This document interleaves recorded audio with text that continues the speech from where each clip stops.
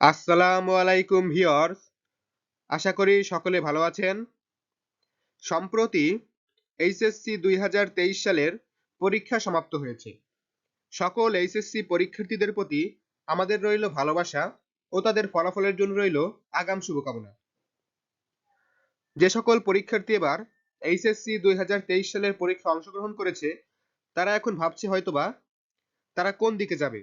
আপনারা যারা অংশগ্রহণ করেছেন পরীক্ষায়, আপনারা হয়তো ভাবছেন আপনারা মেডিকেল, বুয়েট নাকি বিশ্ববিদ্যালয়ে পড়বেন। এখন যারা বিশ্ববিদ্যালয় পছন্দ করেছেন, যারা চান ঢাকা বিশ্ববিদ্যালয়, রাজশাহী বিশ্ববিদ্যালয়ের মতো বাংলাদেশের সুনামধন্য বিশ্ববিদ্যালয় সমূহে অধ্যয়ন করতে, তাদের কিন্তু অবশ্যই ভর্তি পরীক্ষায় ভালো একটি ফলাফল অর্জন করতে হবে। তাহলেই কিন্তু আপনারা সেই সমস্ত ভালো ভালো বিশ্ববিদ্যালয়ে চান্স পাবেন। এখন বিশ্ববিদ্যালয়ে চান্স পেতে আপনাদের পূর্ণাঙ্গ সাজেশন দিতে আমরা অনেকগুলো পর্বের আয়োজন করেছি। আজ আমরা বিশ্ববিদ্যালয় ভর্তি প্রস্তুতি বিষয়ক পর্ব ১ আলোচনা করব। এই পর্বে আমরা বাংলাদেশ বিষয়াবলী নিয়ে আলোচনা করব এবং বাকি পর্বগুলোতে আমরা অনুরূপভাবে বাংলাদেশ বিষয়াবলী, আন্তর্জাতিক বিষয়াবলী, বাংলা, ইংরেজি, বিজ্ঞান, গণিত থেকে শুরু করে কারেন্ট অ্যাফেয়ার্স সকল ধরনের বিষয় নিয়ে আমরা আলোচনা করব, যে বিষয়গুলো আপনাদের ভর্তি পরীক্ষায় অনেক বেশি সহায়ক ভূমিকা পালন করবে।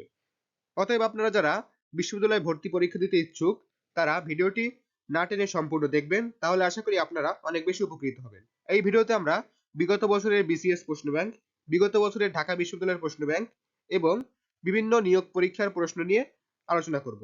অতএব আপনারা ভিডিওটি স্কিপ না করে সম্পূর্ণ দেখবেন। পরবর্তী পর্বতেও আমরা এভাবেই আলোচনা চালিয়ে যাব এবং আপনি যদি আমাদের এই পরিবারের নতুন দর্শক হয়ে থাকেন, তাহলে এখনই আমাদের চ্যানেলটি সাবস্ক্রাইব করে আমাদের পরিবারের সদস্য হয়ে যাবেন। চলুন দেরি না করে ভিডিওটি শুরু করা যাক। গম্ভীরা কোন অঞ্চলের সঙ্গীত?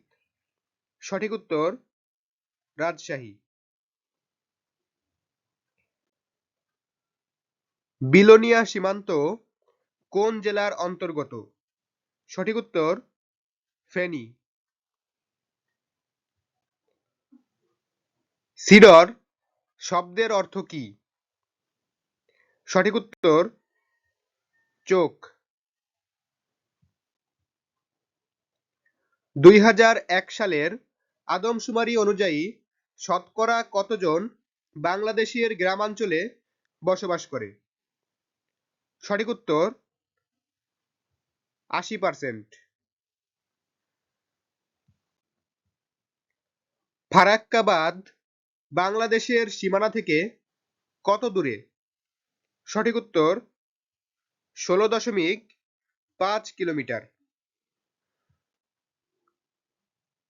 বাংলাদেশের সর্বশেষ কৃষি আদমশুমারি প্রকাশিত হয় কোন সালে? সঠিক উত্তর ২০০৮ সালে।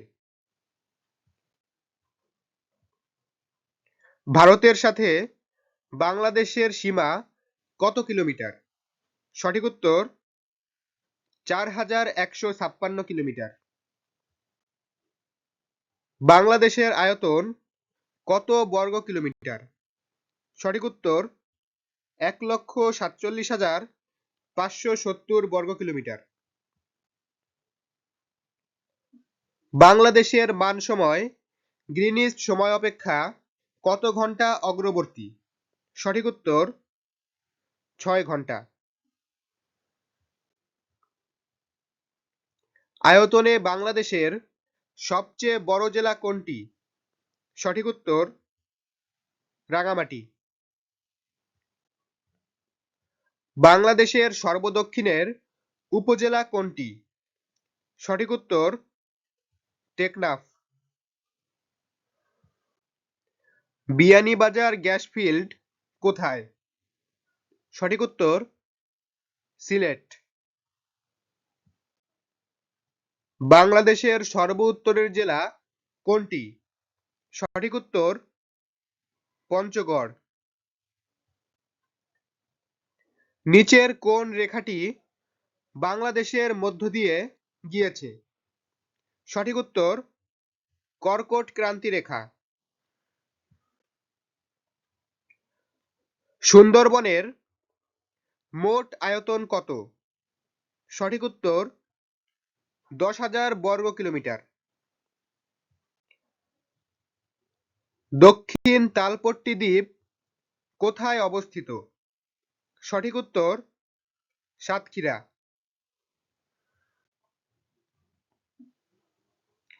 কোন জেলা রৌমারী ও বড়াইবাড়ি সীমান্তে অবস্থিত? সঠিক উত্তর কুড়িগ্রাম। বাংলাদেশের সর্বপশ্চিমে অবস্থিত জেলা কোনটি? সঠিক উত্তর চাঁপাইনবাবগঞ্জ। বাংলাদেশের পাহাড়ি এলাকার গড় উচ্চতা কত? সঠিক উত্তর 2000 ফুট। ভারতের উত্তর পূর্বাঞ্চলীয় কোন রাজ্যটি বাংলাদেশের সীমান্তে অবস্থিত নয়? সঠিক উত্তর মণিপুর। এখন পর্যন্ত ফারাক্কার উপর কয়টি চুক্তি স্বাক্ষরিত হয়েছে? সঠিক উত্তর 5টি। কোন সংস্থা সুন্দরবনকে বিশ্ব ঐতিহ্যের অংশ হিসেবে ঘোষণা দিয়েছে? সঠিক উত্তর ইউনেস্কো। বাংলাদেশের সীমান্তবর্তী ভারতের রাজ্য কয়টি?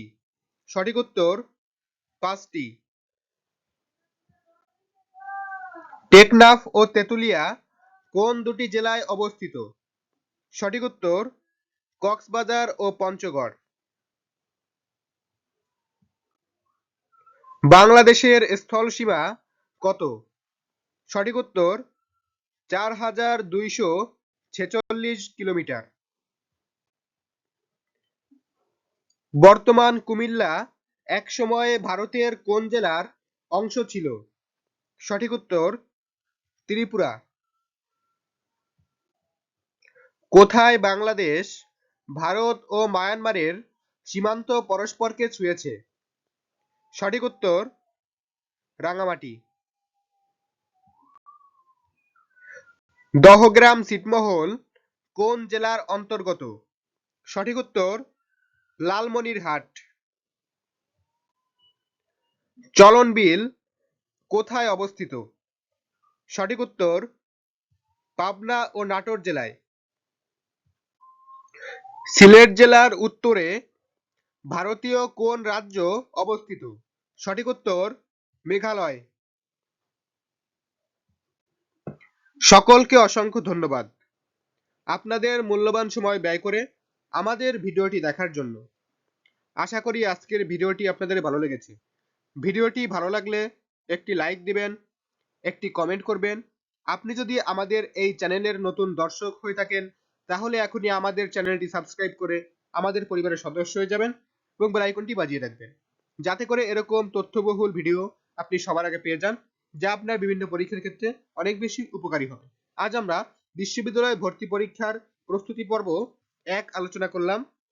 এখানে আমরা যে 30টি প্রশ্নোত্তর আলোচনা করেছি, এখান থেকে 10টি এসেছে বিসিএস থেকে এবং 10টি নিয়েছি ঢাকা বিশ্ববিদ্যালয়ের বিগত বছরের ভর্তি পরীক্ষা থেকে এবং বাকি 10টি নিয়েছি বিভিন্ন চাকরির নিয়োগ পরীক্ষা থেকে।